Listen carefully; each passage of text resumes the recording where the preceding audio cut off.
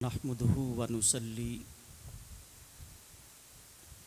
व नुसल्लिमु अला सय्यदिना व मौलाना मुहम्मदिन रसूलिहिन नबिय्यिल उम्मिय्यिल हबीबिल अमीनिल मकीनिल करीमिर रऊफिर रहीम। अम्मा बाद फ़अऊज़ु बिल्लाहि मिनश शैतानिर रजीम। बिस्मिल्लाहिर रहमानिर रहीम। कुल इन्ना सलाती व नुसुकी व महयाया व ममाती लिल्लाहि रब्बिल आलमीन। सदक़ल्लाहु मौलानल अज़ीम।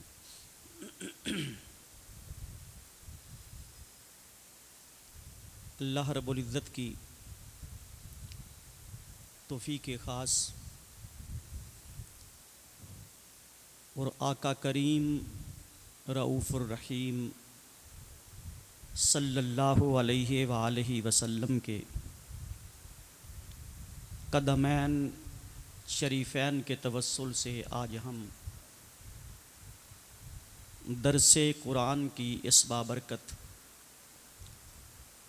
बावकार मजलिस में हम सब हाज़री की सादत पा रहे हैं। मेरा करीम मालिक हम सब का आना कबूल फरमाए और यही मुबारक लम्हात हमारे लिए दारैन की खुशियों का सबब भी बना दे और क़यामत के दिन बख्शिश का सामान भी बना दे। मुख्तलिफ़ इस्लाही और तरबियती मौज़ूआत पर हमारी ये माहानावार गुफ्तगू का सिलसिला जारी है। ये मौका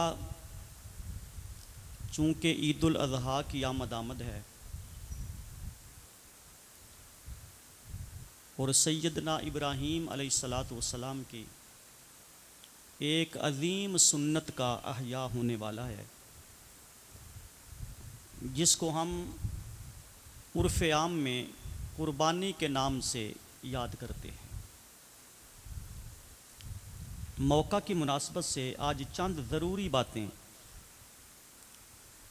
इस कुर्बानी के हवाला से आपकी खिदमत में रखूँगा कि बहुत सी गलत चीज़ें भी हमारे यहाँ राइज हो जाती हैं जिनका कोई सिर पैर नहीं होता। बस वो पुराने बुज़ुर्गों से एक रीत और एक रस्म चलती है जो आने वाली नस्लों में मुंतकिल होती है। उनका ताल्लुक़ ना कुरान की तालीमात से होता है, ना हदीस पाक की मुबश्शरात से होता है।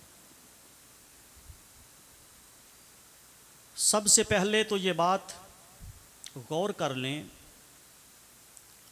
कि कुर्बानी बेशक इब्राहीम अलैहिस्सलाम की सुन्नत है, इसमें कोई दूसरी राय नहीं है।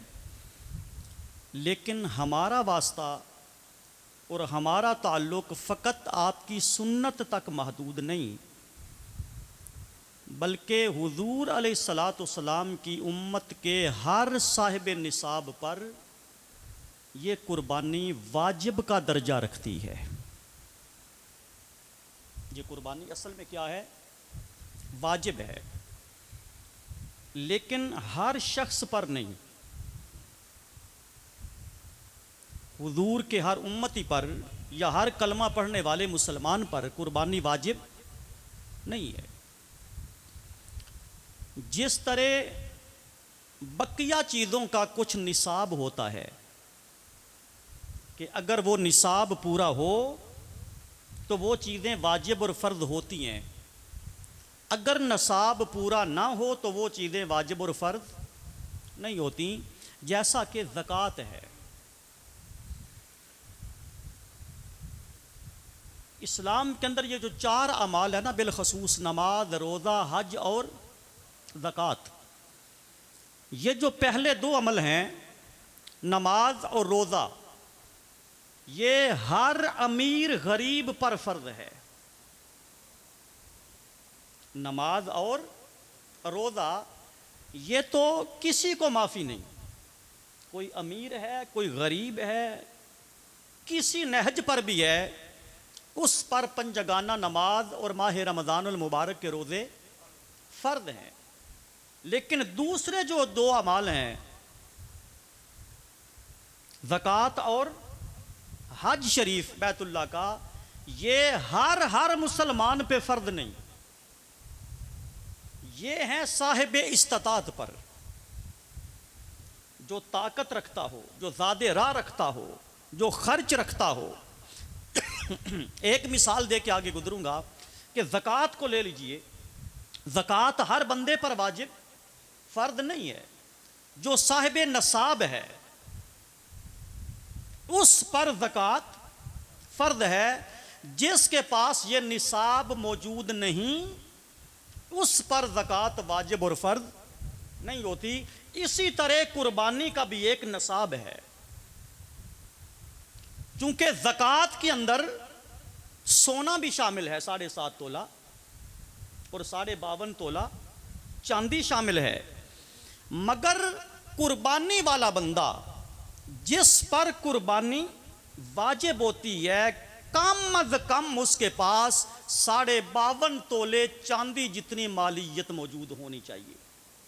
ये कम अज कम दर्जा है, इससे ऊपर तो फिर कई मदारिज हैं। यानी इतनी रकम, इतनी मालियत या ज़रूरियात ज़िंदगी के अलावा इतना साजो सामान उस बंदे के पास हो, उस शख्स पर, खा वो मर्द है खा वो औरत है, उस पर कुर्बानी वाजिब हो जाती है। एक फ़र्क ज़कात और कुर्बानी में ये समझ लें कि ज़कात के लिए साल गुजरना ज़रूरी है। यानी 7.5 तोले सोना या 52.5 तोले चांदी की मिकदार या इतनी मालियत या इतना पैसा या इतनी जायदाद इंसान के पास हो, ज़रूरियात ज़िंदगी के अलावा। इसमें ज़रूरियात ज़िंदगी शामिल नहीं, उनके अलावा, लेकिन उन पर साल गुजरना ज़रूरी है, क्योंकि ज़कात साल के बाद होती है ना। लेकिन कुर्बानी के लिए 52.5 तोले चांदी जितनी मालियत होना, इस पर साल गुजरना ज़रूरी नहीं है। अगर कुर्बानी के एक दिन पहले,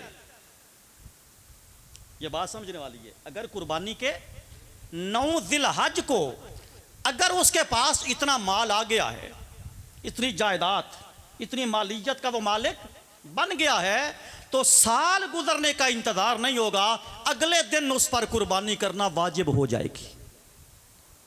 इस पर साल गुजरना ज़रूरी नहीं होता। अब ये आप निसाब भी समझ गए, इसका वजूब भी समझ गए। अब अगला सवाल बड़ा अहम है, जो हमारे मुआशरे के अंदर एक गलत रविश इख्तियार कर गया है, मैं उसको दुरुस्त करना चाहता हूँ। हमारे यहाँ रवाज ये है कि जो घर का सरबराह होता है ना, वड्डा वडेरा, बाबा, वालिद, दादा, जो घर का सरबराह होता है, हमारे यहाँ अक्सर यह समझा जाता है कि उनके नाम की कुर्बानी करो।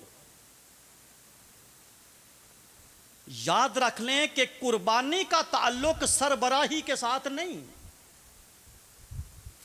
कुर्बानी का ताल्लुक वालिद होने के साथ हरगिज नहीं, कुर्बानी का ताल्लुक दादा होने के साथ हरगिज नहीं। कुर्बानी हर उस बंदे पर वाजिब है जिसके पास अपना जाती नसाब मौजूद हो। एक बाबा 80 साल का घर में पड़ा है, वो 20 साल से कमाई कुछ नहीं रहा, 20 साल से वो कोई काम धंधा नहीं कर रहा। अब कमाई सारी बेटे की है। एक गल्ला बड़ियां समझन वालियां, कमाई सारी किसकी है? बेटे की है, बाप का 1 रुपया नहीं। अब बेटा बाप के नाम की कुर्बानी नहीं दे सकता जब तक अपना फर्ज अदा नहीं करेगा। क्यों? कि वो जो 80 साल का बाबा वालिद या दादा घर में पड़ा है उस पर तो वाजिब ही नहीं ना, उसके पास तो अपना निसाब ही नहीं। लिहाजा वालिदैन को भी यह सोचना चाहिए कि औलाद को गुनाहगार ना करे। वो इस बात पर बज़िद ना हो कि बेशक भले कमाई तेरी है, सारा दिन दुकान पे खज्जल खराब तू होता है, मुलाजमत तू करता है, तनख्वाह तू लेके आता है, कुर्बानी मेरे नाम की होनी चाहिए क्योंकि मैं घर का बड़ा हूं। भाई घर के बड़े होने के साथ कुर्बानी का ताल्लुक ही कोई नहीं। घर के सरबराह होने के साथ कुर्बानी का, ये बाबे नाराज भी ना हो, ये हकीकत है, ये शरीयत मुहम्मदिया है सल्लल्लाहु अलैहि वसल्लम। अब अगर बाप ने जबरदस्ती अपने नाम की कुर्बानी करवा ली, वाजिब किस पर थी? बोलिए, बेटे पर। अब बेटे का वाजिब अदा नहीं हुआ, बेटा अलग से गुनाहगार। ये सोचना इस बात पर, बेटे का अपना वाजिब अदा ही नहीं हुआ, वो अलग से गुनाहगार, और जिसकी दी है उस पर वाजिब ही नहीं थी। जिसके नाम पर दी है कुर्बानी उस पर तो ये मौका है ना, तो मैंने कहा ये मसाइल बड़े जरूरी हैं, उस पर वाजिब ही नहीं थी। भाई कुर्बानी उस पर वाजिब है जिसके पास जाती मालियत मौजूद है, अपने पास निसाब मौजूद है। अगर वो अपने नाम की कुर्बानी ना देकर किसी और नाम की देता है तो वो हरगिज़ कुर्बानी शुमार नहीं होती। हाँ, अल्लाह अगर ताकत दे, अल्लाह इतना सरमाया दे, अल्लाह ताला इतने वसाइल पैदा कर दे कि बेटा अपने नाम की भी दे पहले, फिर बाप की भी दे, माँ की भी दे, दादे की भी दे, दादी की भी दे, बेशक पूरी नस्ल की कुर्बानी दे ले, लेकिन शर्त यह है कि जिसके नाम पर वाजिब थी पहले उसको कुर्बानी देना लाजिम होगा, वरना गोश्त खा सकते हैं, कुर्बानी नहीं होगी। हलाल जानवर का गोश्त तनावल कर सकते हैं, वाजिब अदा हरगिज़ नहीं होगा। यह बात बिल्कुल क्लियर सुन ले। नंबर 2, अब बाद लोग पूछते हैं, और यह बड़ा एक लतीफ़ा है, ये बड़ा एक लतीफ़ा है, लोग पूछते हैं जी कि पिछले साल मैंने कुर्बानी अपने नाम की दी थी, इस साल मैं अपनी अम्मी के नाम की दे लूं? पूछते, ये सवाल पैदा होता है ना, पिछले साल मैंने कुर्बानी अपने नाम की दी थी, इस साल मैं अपने वालिद या वालिदा के नाम की कुर्बानी कर लूं? उस बंदे से ये सवाल करें कि पिछले साल तूने रोजे रखे थे अपने नाम के, इस साल बाप के नाम के रख सकता है? नहीं, क्योंकि रोजा उसकी अपनी जात पे फर्ज है, और रोजा जिंदगी में एक बार फर्ज नहीं। ओ बाबा, हर साल फर्ज है ना, जब तक जिंदगी है, सेहत है, बंदा उस नहज पे ना चला जाए कि माफ हो जाए, इस नहज तक रहे तो रोजा हर साल फर्ज है। याद रखें, जिस तरह रोजा हर साल फर्ज है उसी तरह साहिबे नसाब पर कुर्बानी भी हर साल वाजिब है। ऐसा नहीं होगा कि पिछले साल मैंने अपने नाम की दे ली थी और इस साल मैं अपने वालिद के नाम की दे लूं, नहीं दे सकते। जब तक तुम अपने नाम की कुर्बानी, शायद कईयों के लिए ये मसले नए होंगे, लेकिन ये हकीकत है, ये शरीयत है, ये दीन की तालीमात है। मैंने शुरू में जुमला कहा था कि बाप दादा से जो कुछ हमने सुना बस उसी डगर पे चल रहे हैं, उसी डगर पर, लेकिन हकीकत उसके बरक्स है। कुर्बानी साहिबे नसाब पर हज एक बार जिंदगी में फर्ज है, हज जिंदगी में एक बार फर्ज है, दूसरी बार जिसके नाम का मर्जी करो कबूल है, क्योंकि अपना फर्ज तुमने एक साल में अदा कर लिया। कुर्बानी जिंदगी में एक बार फर्ज नहीं, वाजिब नहीं, ये हर साल वाजिब है। आप किसी और की कुर्बानी तब दे सकते हैं जब तुमने अपने नाम की कुर्बानी पहले कर दी हो। अब बात घरों में एक और रवाज है, वो ये है कि वो अपने नाम की नहीं करते, मरे हुए अब्बा जी के नाम की कर लेते हैं। पहले बात जिंदों की हो रही थी, अब्बा जी फौत हो चुके हैं, वालदा वफात पा चुकी है जी, मैंने उनके नाम पे कुर्बानी करनी है। मुझे एक सादा सा जुमला बता दें, जो बंदा दुनिया से चला जाए उस पे नमाज फर्ज रहती है? बोलने ना, नमाज फर्ज रहती है, रोज़ा उस पे फर्ज है, ज़कात देना उस पर फर्ज है, तो कुर्बानी वाजिब क्यों? बाबा, मरे हुए बंदे पर कुर्बानी वाजिब हरगिज़ नहीं है। जो बंदा फौत हो गया, अब जो जिंदा है कुर्बानी तो वाजिब है जिंदा पर। अब जिंदा अपने नाम की दे नहीं रहा और मरे हुए अब्बा जी के नाम की दे रहा है, ये कुर्बानी नहीं, गोश्त है। ये कुर्बानी हरगिज़ नहीं। ये क्या है? हलाल है, जानवर का, बकरे का गोश्त है, खाओ, हलाल है, जायज़ है, लेकिन कुर्बानी का सवाब हरगिज़ नहीं मिलेगा, क्योंकि मरे हुए बंदे पर कुर्बानी वाजिब नहीं होती। भाई सारे टब्बर की दो, जो जो खानदान में मरा हुआ है सारों के नाम की कुर्बानी दो, जायज़ है, पर शर्त यह है कि पहले अपने नाम की कुर्बानी करना होगी, जिस पर कुर्बानी वाजिब है। कोई समझ आ रही है कि नहीं आ रही? जिस पर कुर्बानी वाजिब है। और यहां साथ ही एक और मसला भी सुन लें, जो जिंदा बंदा होता है ना, उसके लिए एक कुर्बानी तने तनहा के लिए है। उस एक कुर्बानी के अंदर दूसरा बंदा शरीक नहीं हो सकता। एक कुर्बानी में दूसरा बंदा शरीक नहीं हो सकता, जो होगा दोनों की नहीं होगी। मिसाल के तौर पर आप दो भाई हैं, आप एक बकरा खरीद के ले आए जी, ये मेरा भी है, भाई का भी है, तो ऐसे कुर्बानी का तसव्वुर कतन कुर्बानी नहीं है। हां, गाय भैंस के अंदर जो 7 हिस्से हम रखते हैं, 7 हिस्से, वो भी एक हिस्सा एक बंदे के लिए लाजिम है। अगर 7 हिस्सों में कोई 8वां आ जाए तो 7 की कुर्बानी नहीं होती। अगर 7 हिस्सों में कोई 8वां शामिल हो जाए तो 7 की कुर्बानी नहीं होगी। लेकिन अगर 7 हिस्सों से कम हो, मिसाल के तौर पर 5 हिस्से बने हैं ईद तक, 2 हिस्से शामिल नहीं हो सके, वो 5 कुर्बानी कर सकते हैं, उनके लिए जाए। लेकिन अगर हिस्सा बढ़ जाए तो मुमकिन नहीं होगा। तो इसका मतलब है कि जिंदगी में एक कुर्बानी सिर्फ एक बंदे के जिंदा के लिए एक है। एक बकरे में 2 बंदे शामिल, एक हिस्से में 2 बंदे शामिल नहीं हो सकते। लेकिन जो फौत शुदगान हैं, उनके हर एक के लिए एक कुर्बानी देना लाजमी नहीं।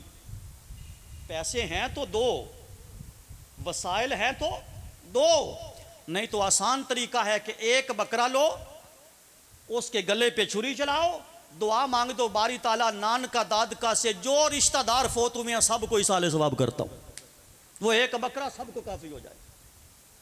यानी ये है इसाले सवाब। ये क्या है? इसाले सवाब। अब जो फौत शुदगान की कुर्बानी होती है ना, वो होती है 2 तरह की। उसके तरीके कितने हैं? ये बड़े पेचीदा बातें हैं जो मैं आपको बता रहा हूं। उसके तरीका 2 हैं। नंबर 1 कि मरने वाला वसीयत करके गया। जो मरने वाला था वो औलाद को वसीयत करके गया है कि आपने मेरे नाम की कुर्बानी करनी है। अब ये औलाद पर वाजिब हो गई। अब ये औलाद पर बाप की कुर्बानी देना, लेकिन उसका तरीका क्या है कि जो वसीयत करके गया है, जब उसके नाम का बकरा आप ज़िबा करते हैं तो उसका गोश्त आपको घर रखने की इजाजत नहीं, वो सारे का सारा सदका करना होगा। समझ आ रही है कि नहीं? वो सारा बकरे का बकरा फ्रिज में नहीं जाएगा, वो सारा बकरा सदके में जाएगा, वो सारा बकरा सदका करना होगा। लेकिन अगर मरने वाला वसीयत नहीं करके गया, अब ये दूसरा तरीका है, आप अपने बाप की अपनी मर्जी से कुर्बानी कर रहे हैं, तो उसके लिए फिर वही तरीका है जो आपकी कुर्बानी का है, 3 हिस्से किए जाएंगे। अच्छा, यहाँ मैं आपको एक और बात बता दूँ। अच्छा, एक मेरे नाल ना वादा करो कि इस गल का तुसी गलत मतलब नहीं लवोगे। वादा हो गया? हाँ, हूँ अगर बाहर जाके डंडी मारी तो गुनाहगार तुसा होना है, मैं नहीं।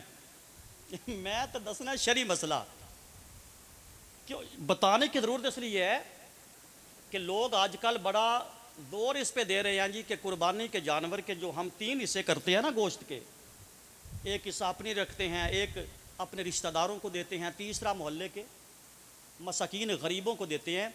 ये हिस्से करना कोई वाजिब फ़र्ज नहीं, ये हिस्से करना कोई वाजिब फ़र्ज नहीं, ये है मुस्तहब अमल। ये क्या है? बेहतर है कि 3 हिस्से किए जाएं, वाजिब नहीं। क्या है? बेहतर है कि बकरे के 3 हिस्से किए जाएं, लेकिन फर्द वाजिब नहीं। अगर किसी की फैमिली इतनी बड़ी है कि वो घर सारा बकरा रखना चाहें तो शरीयत इजाजत देती है, लेकिन हुण सारियां जाके बाहर फैमिलियां वड्डियां नहीं कर लैनियां। समझ आ रही है बात की?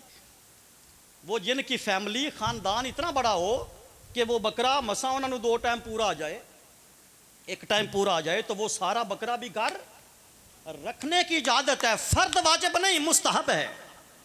बेहतर है कि आपकी कुर्बानी का सदका मोहल्ले का गरीब भी गोश्त खा ले, मस्कीन के मुंह पे भी बोटी चली जाए, मुस्तहब अमल है, अच्छा अमल है। लेकिन आज इसको फर्द वाजिब बनाए नहीं, इसके बगैर भी कुर्बानी हो जाती है। तो मैं अर्ज ये कर रहा था कि जो वसीयत करके जाए उसकी कुर्बानी का गोश्त तो खुद घर में नहीं रखना, वो सारा सदका करना है। और जो वसीयत करके ना जाए, आप अपनी मर्जी से कुर्बानी कर रहे हैं, उसके गोश्त के फिर वही 3 हिस्से बेहतर तरीका है। एक हिस्सा खुद रख लें, एक रिश्तेदारों को दे दें, एक मोहल्ले के मसाकीन को दे दें। अब मैं पहले एक बात अर्ज किया कि एक कुर्बानी एक बंदे के लिए, एक कुर्बानी। यहाँ एक ज़ौक़ की बात बता दूँ, बहुत से अमाल ऐसे हैं जो ताजदार कायनात सल्लल्लाहु अलैहि वसल्लम के लिए जायज़ थे, हमारे लिए जायज़ नहीं है। बहुत से मामलात ऐसे हैं, समझ आ रही है बात की? बहुत से मामलात गिन के नहीं सुनाने, वो वक्त लगेगा, ऐसे हैं कि वो हुजूर के लिए जायज़ थे, वो हुजूर का खासा था, लेकिन हमारे लिए वो जायज़ नहीं है। कुछ अमल ऐसे हैं जो आका अलैहिस्सलाम पे करना लाजिम थे, हमारे ऊपर लाजिम नहीं है। मिसाल के तौर पर हमारे ऊपर नमाजें कितनी फ़र्ज हैं? मर्दी नाल पढ़े हो, बोलो तो सही, कितनी फ़र्ज हैं? 5। आका अलैहिस्सलाम पर नमाजें 6 फ़र्ज थी, हुजूर अलैहिस्सलाम पर नमाजें 6 फ़र्ज थी। तहज्जुद की नमाज हमारे लिए नफल है, आका अलैहिस्सलाम पर फर्ज थी, हमारे लिए वो नफल है, पढ़ो तो सवाब है, ना पढ़ो तो गुनाह कोई नहीं। लेकिन हुजूर के लिए ये 6ठी नमाज ये फर्ज थी। फर्क आ गया ना? इसी तरह कुछ मामलात हुजूर के लिए जायज़ होते हैं, हमारे लिए नाजायज़। हमारे लिए एक कुर्बानी में दूसरा बंदा शामिल नहीं हो सकता, ये ताजदार कायनात का खासा था। एक कुर्बानी में जिस को चाहते थे शरीक कर लेते थे। मिसाल के तौर पर उम्मुल मोमिनीन हज़रत आयशा सिद्दीक़ा रज़ियल्लाहु तआला रिवायत करती हैं, आका अलैहिस्सलाम हर साल 2 दुम्बे ज़िबा करते थे, या बकरे जो भी था, 2 जानवर ज़िबा करते थे। एक जानवर के गले पे छुरी चलाते और आका अलैहिस्सलाम फरमाते, बारी ताला ये बकरा दुम्बा मेरी तरफ से और मेरी क़यामत तक आने वाली आल की तरफ से कबूल फरमा। यानी हुजूर क़यामत तक आने वाली आल को अपनी कुर्बानी के अंदर शरीक करते थे। दूसरे बकरे के गले पे छुरी चलाते और आका दुआ फरमाते, बारी ताला ये मेरी तरफ से और क़यामत तक मेरी आने वाली उम्मत की तरफ से कबूल फरमा। यानी सारी उम्मत को आका शामिल करते थे। इसीलिए कादी बैदावी रहमतुल्लाह अलैह ने एक बड़ा प्यारा जुमला लिखा है, फरमाया उम्मत मोहम्मदिया में कोई गरीब से गरीब बंदा, मिस्कीन से मिस्कीन बंदा जिसने सारी जिंदगी कुर्बानी न दी हो, कयामत के दिन वो भी नामा या माल में कुर्बानी का सवाब लेके उठेगा, क्योंकि ताजदारे कायनात गरीबों की कुर्बानी दे कर गए।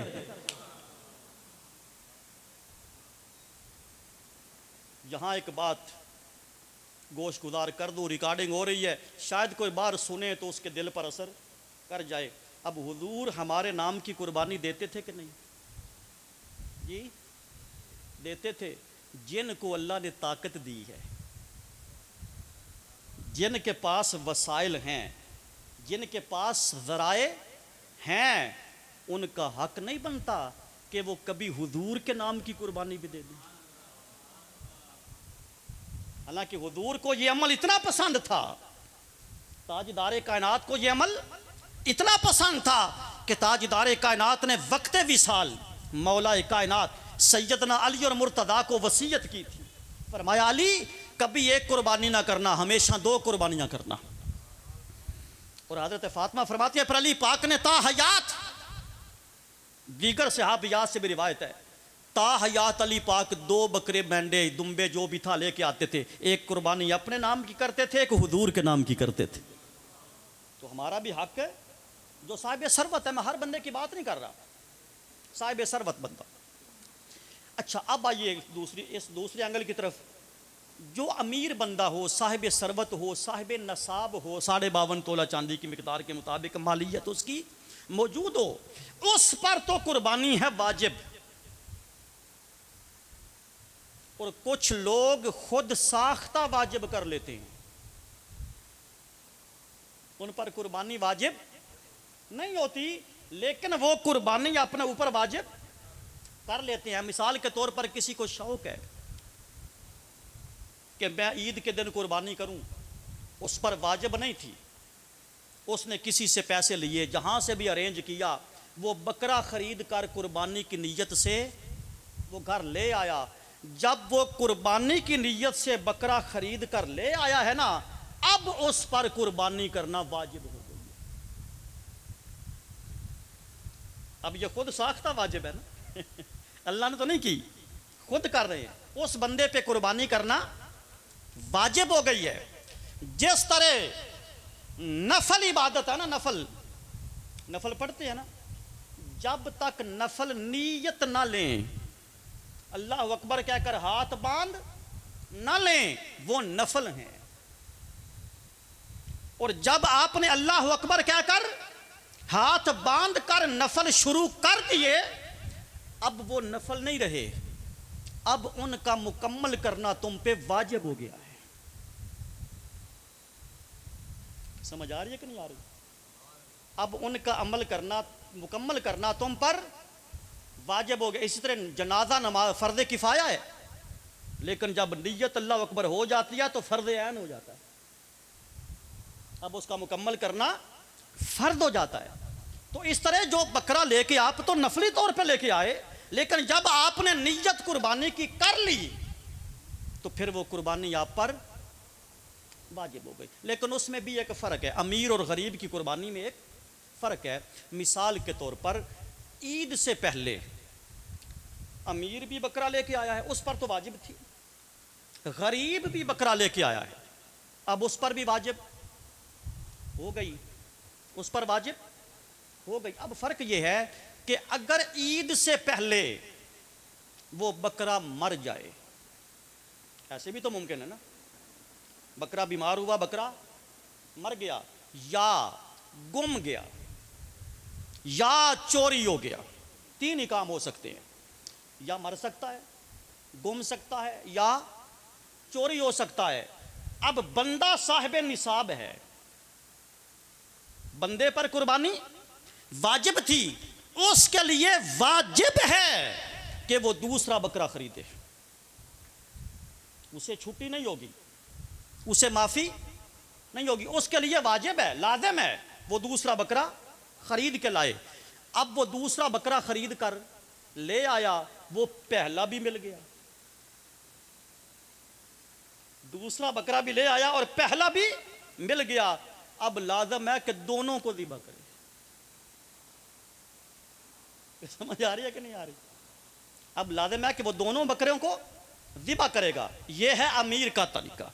अब आ जाइए गरीब की तरफ, मिस्कीन की तरफ, जिस पर कुर्बानी वाजिब नहीं थी, वो खुद खरीद के लाया, वाजिब हो गई, उसका बकरा गुम गया, मर गया या चोरी हो गया। अब उसके लिए दूसरी कुर्बानी लेना वाजिब नहीं है। उसके लिए दूसरी कुर्बानी लेना वाजिब नहीं है।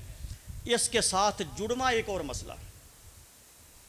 अमीर आदमी ने बकरा खरीदा, गाय खरीदी, जो भी कुर्बानी का जानवर जो हैं उनमें से कोई जानवर खरीदा, वो बदलना चाहता है। नीयत क्या की थी? कुर्बानी की नीयत क्या की थी? अब ये हमारे अंदर एक गलत अफवाह है कि वो बदल नहीं सकता।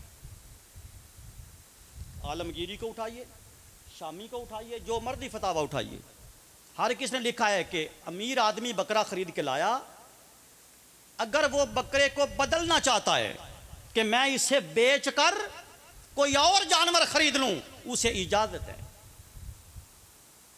उसे बेचकर और जानवर खरीदने की इजाजत है। बस शर्त यह है कि उस बकरे से सस्ता ना हो।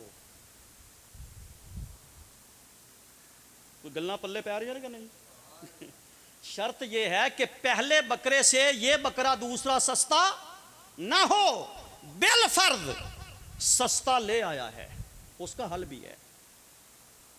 मिसाल के तौर पर पहला बकरा जो लाया था वो था 50,000 का। मिसाल दे रहा हूं, मिसाल। पहला जो बकरा खरीद के लाया था वो था कितना? 50,000 का। अब वो उसने 50 का बेच दिया। जो दूसरा खरीद के लाया है वो है 40 का। अब कितने कम हुए? 10,000। वो 10,000 उसके लिए जायज नहीं, वो 10,000 सदका करना होगा। वो 10,000 उस बंदे के लिए जायज नहीं है, वो अल्लाह के रास्ते में वो सदका करना होगा, सदका, तब कुर्बानी जायज होगी। ये बुनियादी चीज़ें हैं जो मैंने कहा कि मौका भी है तो इन चीज़ों पे रोशनी डालना ज़रूरी भी है। अवामुन नास को इन चीज़ों का पता नहीं होता। अब एक बात और जिस पे आजकल बड़ा जोर दिया जाता है, अच्छा जो चीज़ जोर देने वाली हैं उन पे हम जोर नहीं देते, और जिन चीज़ों पे जोर देने की ज़रूरत नहीं होती उस पे हम अड़ के बैठ जाते हैं। एक हुक्म है शरीयत के अंदर, याद रखिए कि हुक्म के दर्जे हैं। कोई हुक्म फ़र्द के ज़िम्मे में आता है, कोई हुक्म वाजिब के ज़िम्मे में आता है, कोई सुन्नत मुअक्कदा है, कोई सुन्नत गैर मुअक्कदा है, कोई मुस्तहब है, कोई मुबाह है। ये दर्जे हैं कि नहीं है? इन दर्जों को समझना बड़ा ज़रूरी है। अब आका अलैहिस्सलाम ने फरमाया कि वो जो शख्स अपने नाम की कुर्बानी करना चाहता है, जो बंदा अपने नाम की कुर्बानी करना चाहता है, वो जब जिलहज का चांद नजर आ जाए अपने बाल ना कटवाए। ये सुना हुआ है ना? अपने नाखून ना काटे, कोई गैर जरूरी बाल जिसमें से वो ना काटे। कब तक? जब तक कुर्बानी नहीं हो जाती। ईद वाले दिन तक नहीं, ईद वाले, जब तक कुर्बानी खा पेशी वेले होवे, कुर्बानी करने के बाद वो अपने नाखून, दाढ़ी, बाल वगैरह के बाल वो काट सकता है। लेकिन ये ना फर्ज है, ना वाजिब है, ना सुन्नत मुअक्कदा है, ना सुन्नत गैर मुअक्कदा है, ये है मुस्तहब। जिसको हम फर्ज बनाए बैठे। ये अमल क्या है? कर लो तो सवाब है, ना करो तो गुनाह कोई नहीं। एक मौलवी साहब कह रहे थे कि उसकी कुर्बानी नहीं होती। अगर कोई बाल कटवा ले या नाखून कटवा ले तो उसकी अल्लाह माफ करे, कुर्बानी है। ये मुस्तहब अमल है, अगर करो तो सवाब है, ना करो तो गुनाह कोई नहीं। लेकिन सवाब पता कितना है? ये भी बता देता, अजर बड़ा है, सवाब बड़ा है। मेरे आका ने फरमाया अगर कोई गरीब बंदा कुर्बानी नहीं दे सकता, कोई मिस्कीन बंदा कुर्बानी नहीं दे सकता, वो दिल हज की यकम से लेके ईद तक वो अपने नाखून बाल वगैरह ना काटे, अल्लाह पाक उसे पूरी कुर्बानी का सवाब अता कर देता है। ये गरीब बंदे के लिए, जिसको कुर्बानी की ताकत नहीं है, अल्लाह उसको पूरी कुर्बानी का सवाब अता कर देता है। लेकिन बात यह है कि ये मसला क्या है, मुस्तहब है, कर लो तो ठीक है, ना करो तो कोई गुनाह वाली बात, कुर्बानी के अंदर कोई खलल नहीं होता। अब आइए इस बात की तरफ, ये कि ये कुर्बानी असल सुन्नत किसकी है? वाजिब तो हम पे हो गई, ये सुन्नत है हजरत इब्राहीम अलैहिस्सलाम की। वो उस वाक़या की तरफ नहीं जाना, बस एक दो चीज़ा बातें बतानी है। हम पर कुर्बानी है वाजिब, लेकिन इसकी असल क्या है? इब्राहीम अलैहिस्सलाम की सुन्नत। अच्छा, जिस नबी ने बेटा ज़िबा करने की कोशिश की थी, हुआ तो नहीं ना? कोशिश की थी अल्लाह के हुक्म पर, बेटा बच गया, उनकी उम्मत पर यह वाजिब ही नहीं थी। भाई जिस नबी का फेल था, जिस नबी ने यह सुन्नत को जिंदा किया है, यह वाजिब हुई है आपकी उम्मत पर, आका अलैहिस्सलाम की उम्मत पर यह वाजिब हो गई। आका ने फरमाया बहुत से अमाल पहले के थे, लेकिन अल्लाह ने किसी उम्मत को वो अता नहीं किए, अल्लाह ने वो तोहफे के तौर पर बचा के मेरी उम्मत के लिए रखे हुए थे। मिसाल के तौर पर हर उम्मत को इबादत के लिए एक ना एक दिन जरूर दिया गया है। यहूदियों को हफ्ते का दिन मिला इबादत के लिए, ईसाइयों को इतवार का दिन मिला, नसारा को इतवार का दिन मिला। इस तरह अला हादल कयास हर नबी की किसी ना किसी उम्मत को खास दिन इबादत के लिए मिला है। लेकिन 1.25 लाख नबियों में से कोई एक उम्मत भी ऐसी नहीं जिसको रब ने जुमा का दिन दिया हो। मैं दलील से बात कर रहा हूं, कोई एक उम्मत भी ऐसी नहीं जिसको अल्लाह ने जुमे का दिन अता किया हो। आका ने फरमाया ये जुमे का दिन अल्लाह ने बचा बचा कर मेरी उम्मत के लिए रखा था। हम पढ़े ना पढ़े हमारी अपनी मर्जी, लेकिन अल्लाह पाक ने ये दिन खास कर उम्मत मुहम्मदिया के लिए तोहफे में रखा। इसी तरह हुजूर ने फरमाया कुर्बानी अल्लाह ने मेरी उम्मत को तोहफतन अता की है, तोहफतन अता की। और आका अलैहिस्सलाम ने फरमाया कि जब तुम कुर्बान गाह के अंदर अपनी कुर्बानी करते हो, अपनी कुर्बानी करते हो, बकरे गाय भैंस जिस जानवर के गले पे छुरी चलती है, मेरे आका ने फरमाया मुझे कसम है उस रब की जिसने मुझे खत्म नबुव्वत का ताज दे के भेजा है, उस बकरे जानवर के खून का पहला कतरा अभी जमीन पे नहीं गिरता, अल्लाह कुर्बानी करने वाले के जिंदगी भर के सगीरा कबीरा गुनाह माफ कर देता। अभी खून का कतरा जमीन पर नहीं गिरता। कभी कभी बात सुनाई किसी और को जाती है और उसके मुखातिब कोई और होते हैं। उसके मुखातिब आका अलैहिस्सलाम ने सैयदा फातिमा ज़हरा से फरमाया था कि ऐ फातिमा अपनी कुर्बानी के पास खड़ी हुआ कर, कुर्बानी का खून गिरने से पहले अल्लाह तेरे सगीरा कबीरा गुनाह माफ़ कर देगा।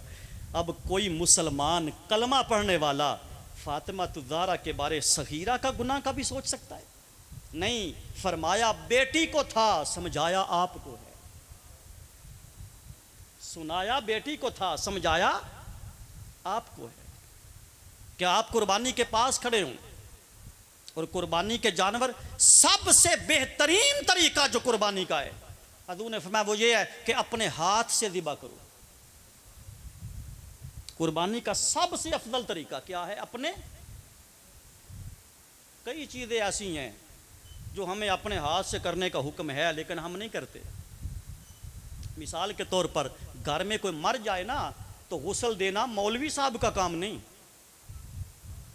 पनियारे का, पनियारा भी आप बोलते हैं हमारे यहाँ, तो वो जो होते हैं ना गुस्ल, उसको हम पनियारा बोलते हैं, भी देता है, ठेके पे रखा है बंदा उसको तनख्वाह देते हैं, उसको पनियारा बोलते हैं कि वो मुर्दों को गुस्ल देता है। ये दीन की कमी है।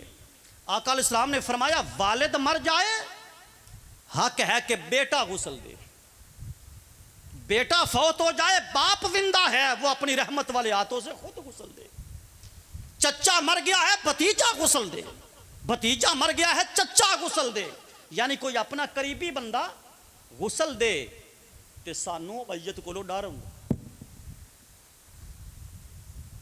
हम अपने हाथों से गुस्ल देना माद अल्लाह तो ही नहीं समझते, अपने सबसे ज्यादा कार्य सवाब है।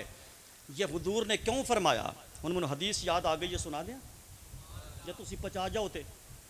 शरह सुदूर के अंदर इमाम जलालुद्दीन सयूती ने रिवायत किया है, आका इस्लाम ने फरमाया कि जब मुर्दे को फट्टे पर लिटाते हो गुस्ल देने के लिए तो मुर्दा देख रहा होता है मुझे गुस्ल कौन दे रहा है।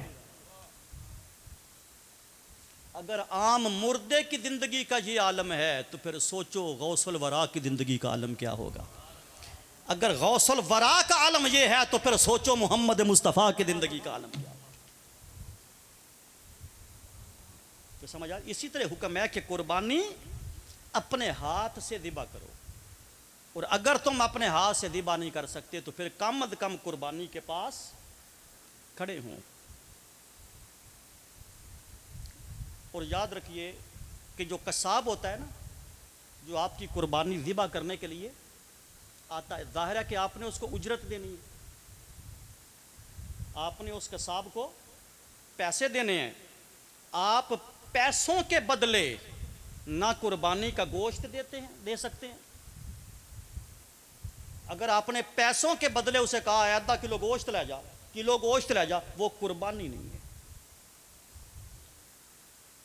वो कुर्बानी नहीं। और बाद लोग ये करते हैं कि उसके इवज में कुर्बानी की खाल उसे दे देते हैं। जो कसाब को कुर्बानी के ज़िबा करने के बदले खाल देता है उस शख्स की कुर्बानी सिरे से होती नहीं। समझ आ रही है? उस बंदे की कुर्बानी सिरे से होती नहीं है। बकरे की खाल, बकरे की खाल, हत्ता के जिस रस्सी के साथ वो बांधा हुआ था वो रस्सी भी सदका करना होती है।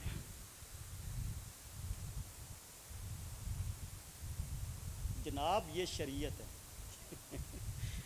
ये तालीमात मोहम्मदिया है सल्लल्लाहु अलैहि वसल्लम। यानी हुक्म है कि वो रस्सी भी अल्लाह के रास्ते में सदका कर दो।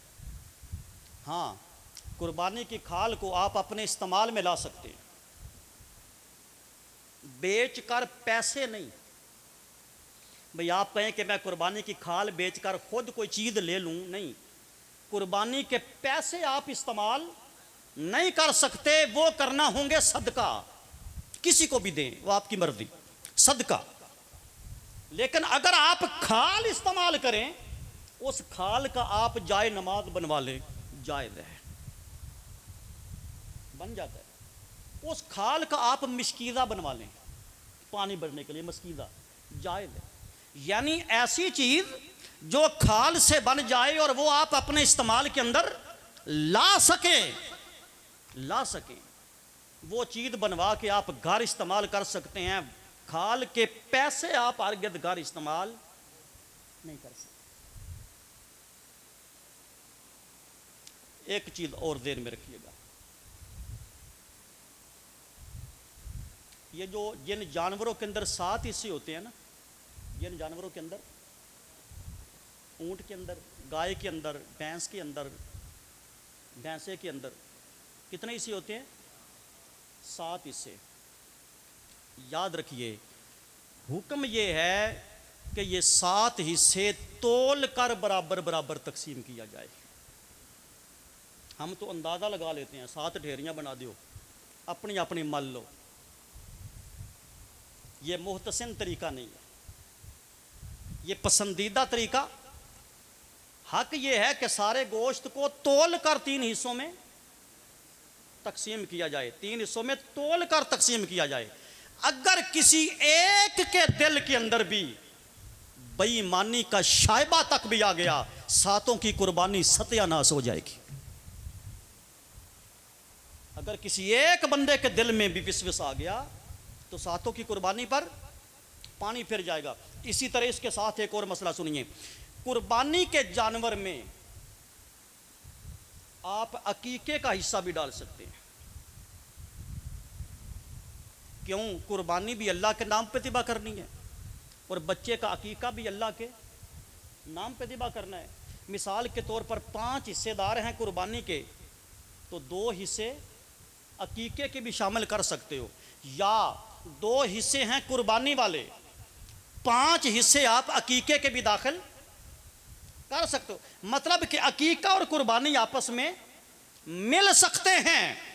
लेकिन 7 बंदों में अगर कोई एक बंदा भी ऐसा शामिल हो गया जिसकी नीयत ना अकीके की थी, जिसकी नीयत ना कुर्बानी की थी, उसकी नीयत सी फ़कत गोश्त की, सातों की सातों कुर्बानियां रद्द कर दी जाएंगी।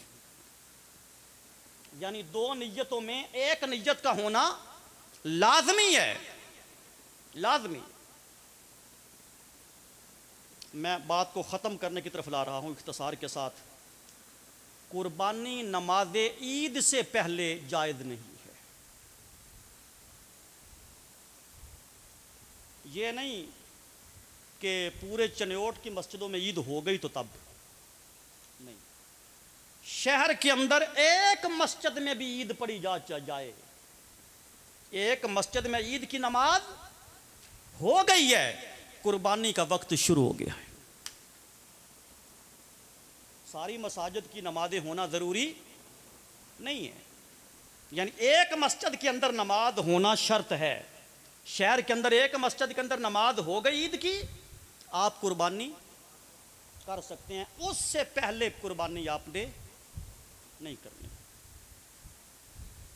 कुर्बानी के औकात 3 दिन आपको इल्म है, लेकिन सबसे अफजल दिन पहला है, उसके बाद दूसरा है, उसके बाद तीसरा है। रात को कुर्बानी करना मकरूह है। रात के वक्त आप कुर्बानी नहीं कर सकते। आका इस्लाम ने फरमाया सोने जानवर कुर्बानी दो, अच्छे मोटे ताज़े पले जानवर कुर्बानी दो। आका क्यों? फरमाया ये जानवर क़यामत के दिन तुम्हारे लिए पुल सिरात पर सवारियां बना दी जाएंगी। ये जो जानवर कुर्बानी करोगे ये पुल सिरात पर तुम्हारे लिए निशानियां बना दी जाएंगी। आखिरी बात करके गुफ्तगू इख्तिताम कर रहा हूँ। एक बड़ी अहम बात है, 29 को ईद बन रही है ना, 29 तारीख को बरोज जुमेरात, बुध वाले दिन से, यानी जिस दिन हमारा हज होगा। अच्छा, एक और बड़ा मसला है, चूंकि सऊदिया में चांद है एक दिन पहले, वहां हज का दिन होगा हमारे हज से एक दिन पहले, हम उसको फजीलत वाला गिनते हैं। बाद लोग कहते हैं कि आज ये काम करो हज पड़ा जा रहा है, आज ये कर लो हज पड़ा जा रहा है। भाई वो दिन हमारे लिए फजीलत वाला नहीं है, वो हज है मक्का मुकर्रमा में। जिस दिन 9 दिल हज पाकिस्तान में होगा ना, वो दिन आपकी फजीलत वाला है। तो समझ आ रही है? वो दिन आपकी फजीलत वाला। उस दिन की नमाज़े फजर से लेकर, हज वाले दिन से नमाज़े फजर से लेकर 9 दिल हज और 13 दिल हज की नमाज़े असर तक, हर फर्ज नमाज के बाद ताक अदद में तकबीरें पढ़ना, ताक अदद में तकबीरात पढ़ना, ये हर मुसलमान पर वाजिब है। जो ना पढ़ेगा गुनाहगार होगा। तकबीरात पढ़ना ये वाजिब है, और इतना वाजिब है, इतनी आवाज़ में, मुंह में नहीं पढ़नी, इतनी आवाज़ में तकबीर पढ़े कि उसके अपने कान सुन रहे, उसके अपने कान सुन रहे हों। और जिन लोगों ने अपने नाम की कुर्बानियाँ करनी हैं, वो अगर पूरे रोज़े का सवाब पाना चाहते हो तो एक अमल है, अगर पूरे रोज़े का बेहतरीन अजर और सवाब लेना चाहें तो वो बग़ैर कुछ खाए पिए नमाज के लिए आए। यानी सुबह उठकर कोई पानी का घूंट तक ना पिए, बग़ैर छोटी ईद कुछ खा के जाना चाहिए, वो अलग पहलू है। कुर्बानी वाली ईद पे अगर आप बग़ैर कुछ खाए पिए पानी का घूंट पड़े बड़े बग़ैर आकर मस्जिद में नमाज पढ़ें, उसके बाद आप जाके कुर्बानी करें, उस गोश्त को पकाकर उसके साथ आप खाना खा लें। बेशक वो 11 बजे पके, वो 2 बजे पके, वो 3 बजे पके, जिस वक्त वो गोश्त तैयार हो जाएगा आप उस गोश्त के साथ खाना खाएंगे, अल्लाह ताला आपको दिन भर के अजीम रोज़े का सवाब अता करेगा, अजीम रोज़े का सवाब अता करेगा। अल्लाह ताला हम सब को अमल की तौफीक अता फरमाए। जो कुछ मेरे ज़हन में था आपकी खिदमत में गोशगुजार किया है। वमा अलैना इल्लल बलाग। जी जी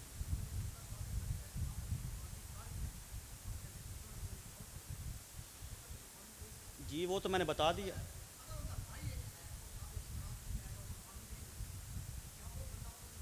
बिल्कुल दे सकते हैं, जिसकी मर्जी दें, जिंदा की दें, मरे हुए की दें, आदम से लेके अपने बाप तक सब की दें जायज़ है। लेकिन शर्त सिर्फ ये है कि जिस बंदे पर वाजिब है ना, सबसे पहले उसने अपनी कुर्बानी देनी है, उसके बाद वो ज़ैद की दे, बकर की दे, सब की जायज़। दुआ जी।